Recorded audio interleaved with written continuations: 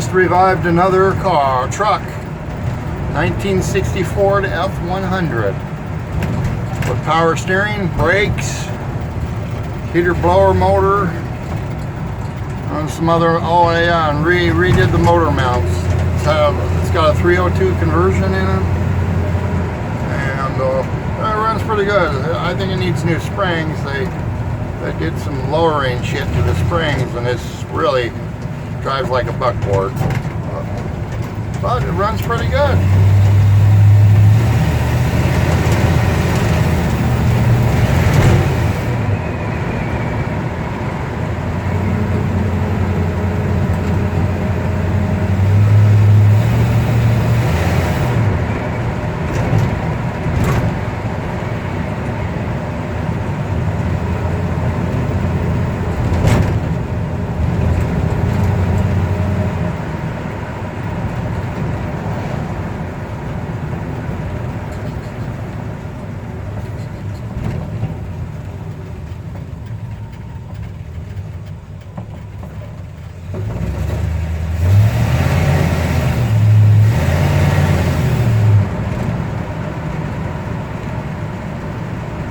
Another one for the books.